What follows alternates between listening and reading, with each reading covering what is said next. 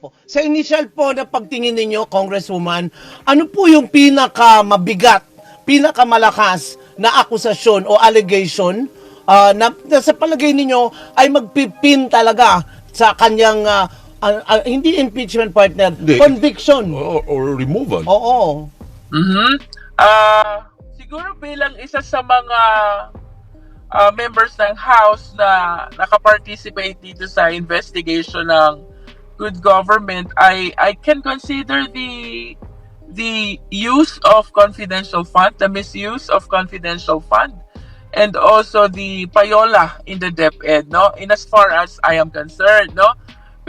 Enzo Recto, kalaban ang katiwalian at kasinungalingan, kakampi sa katotohanan at kabutihan. Sigurado daw na makokonvict itong si Sara sa Senado dahil sa mabibigat na ebidensya na nakalap ng mga taga-Kamara. Laban kay Sara Duterte, isa na po dito itong hindi mapaliwanag na pagwaldas ng pera sa kanyang confidential funds at yung panunuhol na ginawa sa kanyang mga staff sa Department of Education. Anyway, itong mga kabunyog ay tinalakay ni Congresswoman Jinky Luistro dito sa kanyang interview. Dahil po mga kabunyog, isa po siya sa ilang pang congresswoman at congressman na magiging taga-usig or prosecutor team laban kay Sara. Anyway, maliban kay Listro, sino-sino po ba ang mga makakasama pa ni Listro sa pag-uusig kay Sara sa Senado? Panoorin po natin ito. I move to elect the following members of the House of Representatives as prosecutors in the trial on the impeachment complaint filed against Vice President Sara C. Duterte. Representative Jervil Jinky Beatrix Luistro. Representative Romeo M. Acop. Representative Ramon Rodrigo Gutierrez. Representative Joel R. Chua. Representative Raul Angelo Gil Bongalon. Representative Loreto B. Acharon. Representative Marcelino C. Libanan. Representative Arnan C. Panaligan. Representative Isabel Maria Zamora. Representative Lawrence R. Defensor. And Representative Jonathan Keith T. Flores. I so move, Mr. Speaker. There is a motion to elect the aforementioned members as prosecutors in the trial of the impeachment complaint against Vice President Sara Z. Duterte. Is there any objection? The chair hears none. The motion is approved. Yan mga kabunyog, narinig po natin itong inanunsyo sa Kamara kung sino-sino ang 11 kongresista na magiging taga-usig para i-convict si Sara sa Senado. Ngayon isa na nga dito itong si Congresswoman Jinky Listro na bubusisi at iimbestigahan pa ng mabuti ang mga pananagutan ni Sara para magkaroon ng dahilan ang mga senador para patalsikin na ito sa kanyang pwesto. Anyway, pakinggan na po natin ang mga sinabi dito ni Congresswoman Listro. Naghahanda na po ba kayo? Kayo pala yung lead prosecutor, Congresswoman. Alvin, I wish to believe na dito sa aming team, no, walang lead. Pantay-pantay po lahat ng mga congressmen who will be joining the prosecution team. Hindi ikaw yung lead. Wala kang designation na lead prosecutor. Hindi ikaw yung pinaka-leader. Pantay lang po ang representation na gagawin ng ating mga congressmen who will be doing the prosecution dito po sa impeachment trial. So ready na po kayo to prosecute the Vice President, and how confident are you of getting a conviction in the Senate? As to the readiness, yes, we are ready because this is a constitutional duty that we really have to take, no? But of course, we are uh, waiting and seeing kung anong magiging take muna ng Senado dito sa ating impeachment complaint because as we have witnessed last night, they did not take up the impeachment complaint. So, let us see kung along the way ba, are they going to convene an impeachment court or will they be waiting until they resume in June of 2025? By the way, bigyan mo nga ang publiko ng konting background. Nakikita na nila yung Congressman Jervy Luistro. Oo. Aktibo yan sa Quadcom, Yan. sa Tri-Committee, sa kung saan committee. Ano po. Pero are you a prosecutor before you went into politics? Anong background? Anong klaseng law ang pinapractice ba ng Congressman Jervy? Well, I used to be a litigation lawyer, not necessarily a public prosecutor, no? Sometimes I litigate for the private complainant. Sometimes I litigate for the accused, no? At ang atin pong naging specialization during those time ay nasa family courts, no? I had few exposure only pagdating sa criminal cases, pagdating sa civil cases, but mostly nandun po tayo sa family courts cases. Ano ba itong mga family courts cases? Declaration of nullity of marriage, adoption, guardianship, things like that, no? Po. As to litigation, perhaps ito po yung naging background natin. But apart from this, we used to be a law professor dito po sa aking alma mater, University of Batangas College of Law.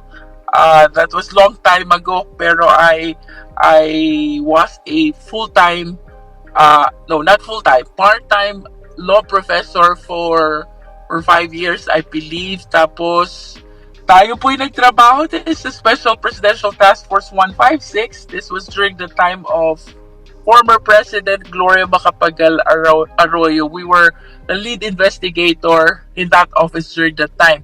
Kung Okay. naalala niyo po yung tax credit scam, Yes, tayo po yung naging instrumental to abolish the one-stop shop center dito po sa Department of Finance. Okay, good. So, debating nga, wala namang question. Pero, ma'am, napag-usapan nyo na po ba yung mga code, anong tawag doon, prosecutor ninyo? Kung ano-ano, kung kanino mapupunta ang ganitong klase. Yung hatian. Ano to, yung... Ito yung articles of impeachment. Yan, Dito yung ka, dito ka, articles, dito ka. oo. Ganun, no? Meron na po bang pag-uusap doon? Actually, Doris, wala pang formal briefing na nangyayari, no? Kasi kahapon ay nagkaroon lang kami ng very informal na discussion habang nagpepermahan yung mga congressmen. Pero as to aling impeachment ground ang maa-assign kay prosecutor ganito, wala pa kaming ganyan na discussion. We really have to meet kasi gusto din namin na magkaroon ng discussion kung paano ba magiging flow considering that we are a team. So dapat merong tamang distribution ba ng trabaho at we need to support each other dito sa impeachment process na ito. Opo, ma'am. Pero paano? Masasabit po ba o magkakaroon ng epekto ito doon sa re-election bid po? Hindi lang kayo, kundi yung iba pang mga kasamahan ninyo. Well, as to attention in our campaign, siyempre mako-compromise kahit papano, no? But kagaya na sabi ko kanina, Doris, this is a constitutional duty. Hindi namin to pwedeng talikuran. Ito ay kasama sa tungkulin na ating pinanumpaan. So, we will be trying to do our best to make a proper balance between the campaign for the forthcoming election and our constitutional duty being part of the prosecution team in line with this impeachment process against the Vice President. Opo. Ngayon, Congresswoman, anong stand nyo po doon? Kasi para may kalituhan, kung hindi inaksyonan ng Senado at aksyonan nila sa June 2, Okay. di wala na nga po talagang oras kasi hanggang 30 lang yung mga senador for the 19th Congress. Ano yung stand nyo doon na pag tumawid sa 20th sa Congress, pwede pa rin ba yon na ibang set of senators naman yung magiging judge? O dapat talagang ma-desisyonan yan dito sa 19th Congress? Actually, Alvin, there are two schools of thought, no?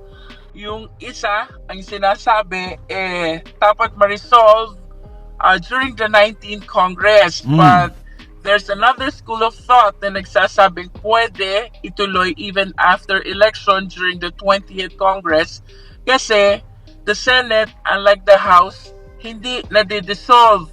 Kasi sa amin, na pag natapos ang aming term, dissolve talaga ang Congress, sabay-sabay kami, no?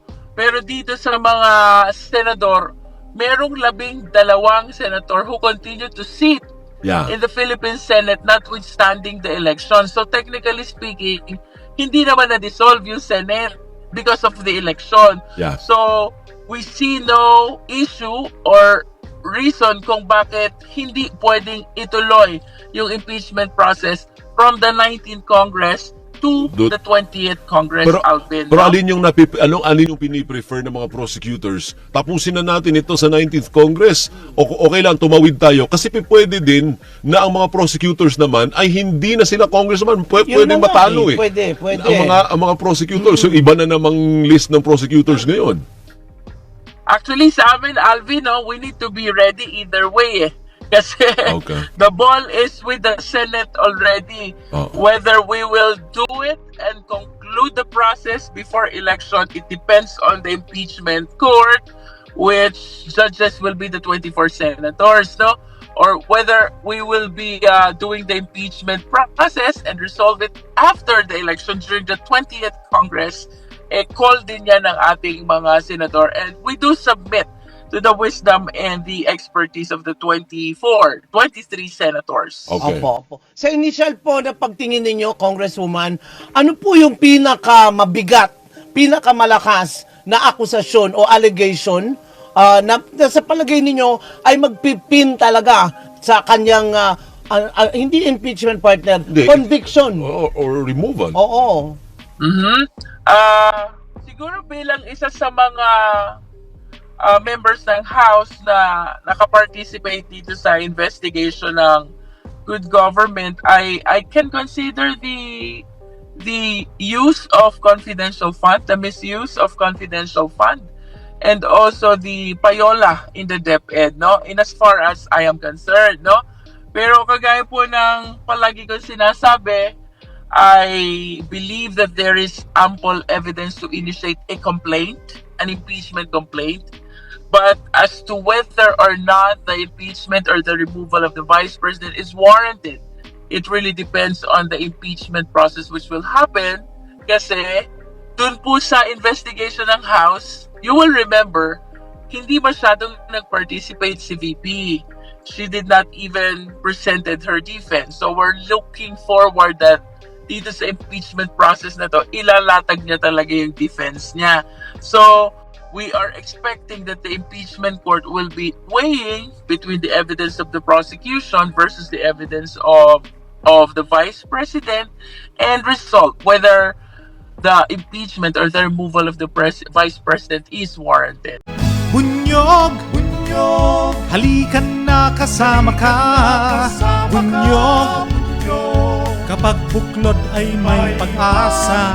Luzon, Visayas, Mindanao, isa ang pananaw. Sa bagong Pilipinas ang bunyog isisigaw. Bunyog.